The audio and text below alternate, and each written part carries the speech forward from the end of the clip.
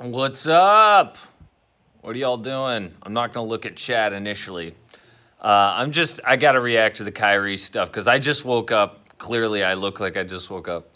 And I'm on Twitter and I see this worldwide WAB investigation, and I just posted that video. I think someone's gonna walk in here.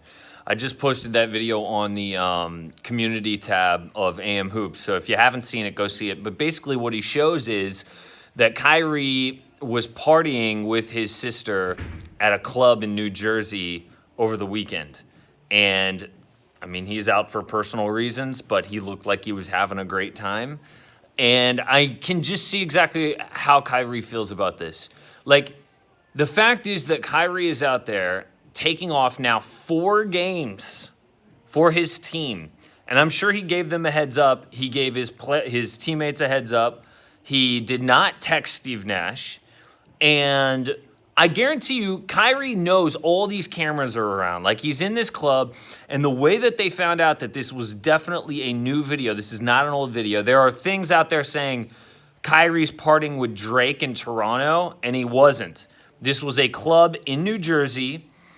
This little investigation on Twitter, it totally shows how it is definitely a club in New Jersey, and it was this weekend.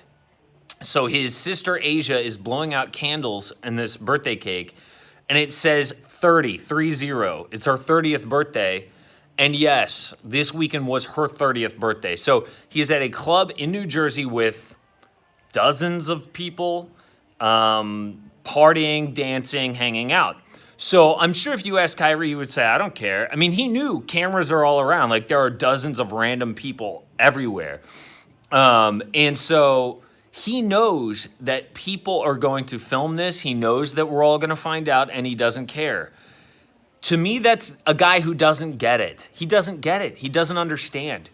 He doesn't get that it matters what people think, what the media is going to say. It matters when you're in a market like New York. It matters when you're a guy with the reputation of Kyrie Irving, that you don't shoot yourself in the foot, you know?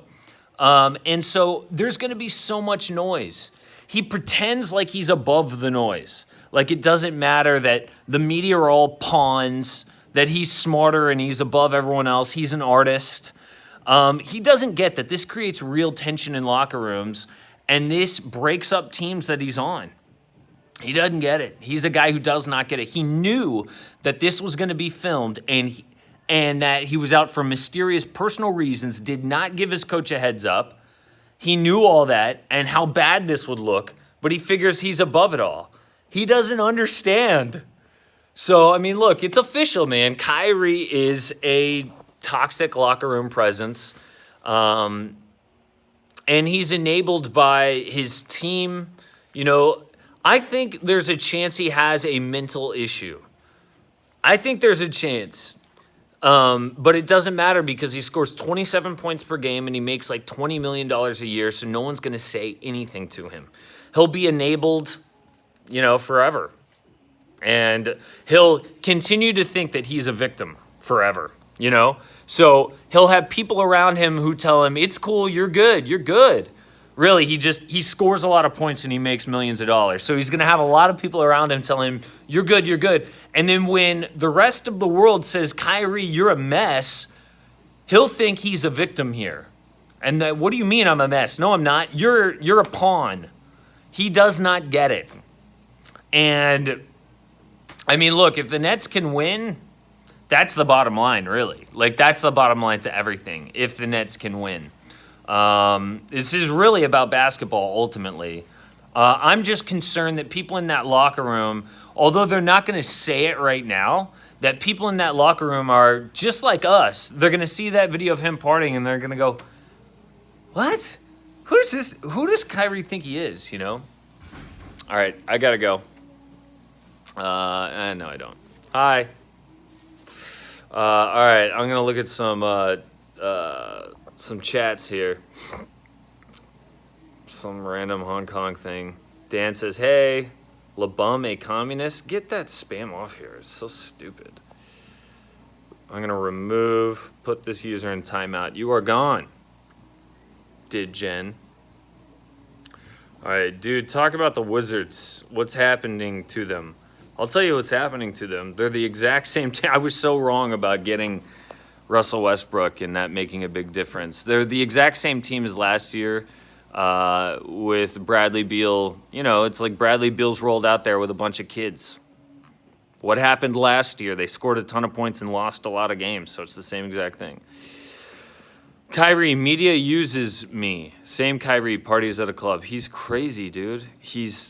And the sad thing is, like, talk about the Mavericks and Porzingis now finally being healthy. It's going to take the Mavs and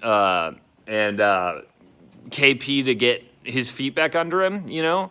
And I just hope that he doesn't get hurt. You know, for the Mavericks, again, it's just like it's all about the postseason. So you just need KP to be fully healthy and kind of peaking in basketball form and his game peaking by the time the playoffs roll around. That's what you want. The Wizards are better without Westbrook. That is true. Yep. What's wrong with the Raptors? I'll tell you what's wrong with the Raptors. Their best player is Pascal Siakam, and Siakam is maybe not that max player that we thought he was. I mean, he had a great 2019, you know? He had that most improved thing. He was very good in the playoffs as the number 2 to Kawhi Leonard. And then they were like, okay, well, you know, now that Kawhi's gone, let's have you carry the team. And he did not look great last year. He looked bad in the bubble. Now, Pascal has looked a lot better in the last, like, 4 or 5 games. He's looked really good since that loss to the Celtics. But, you know, they're a team that has a bunch of, like, undrafted, you know, diamonds in the rough. Like, that's going to catch up to you at some point. Like, at some point, you need real star talent players, you know? Like, they're a great story. The Raptors are a great story. Like, who finds Chris Boucher and Pascal Siakam and Terrence Davis and all these guys who are, like, these unheralded guys? Like, great development. Eventually, you need, like, some badass guy, you know? Like a Giannis or a Kawhi or a KD. Or, like, you need that. Like the Raptors are a scrappy team, but eventually the scrappiness is going to catch up to you. Casey, do you think the Warriors need to trade for Beal? No, the Warriors, come on. The Warriors need, no, the Warriors don't need to trade for Beal. Is Jaylen Brown the best player in the 2016 draft? That's a good question. This is a hot take. Jason Tatum is MVP. Yeah, that's what I said before the season. We'll see. We got a long way to go. Although, isn't Tatum out right now with COVID? Yes, because he hugged Bradley Beal. That's so dumb. Can you do an off-season plan for the NBA team? I don't know what that means. What does that mean? For the NBA team? I don't know. Can you talk about my Knicks? Damn, Jasper. That sucks, right? They had a really good start, and Tom Thibodeau was the best thing to happen to the Knicks in, I don't know, 5-10 years or whatever. And he, you know what Tibbs does. He leans on his veterans and he plays them a lot of minutes. So you have R.J. Barrett playing the most minutes in the NBA. He was leaning on an Austin Rivers, Julius Randle, Elfrid Payton. And when you do that, like, veterans know how to win games, right? So the Knicks of the past would play probably a lot more young guys trying to develop, but Tom Thibodeau doesn't give a crap about development. Like, he just wants to win games. So he's playing all these vets, so I think they won a lot more games than we thought they would. But don't get your hopes up. Okay, guys. Yeah, that's it. I just really wanted to talk about Kyrie and how it's amazing how he does not get it, and he's not going to get it. He's not going to grow. Kyrie's done. Like, this is who he is, man. If he's on your team, he's going to be a huge PR disaster. I'm afraid that his teammates are going to turn against him in the locker room.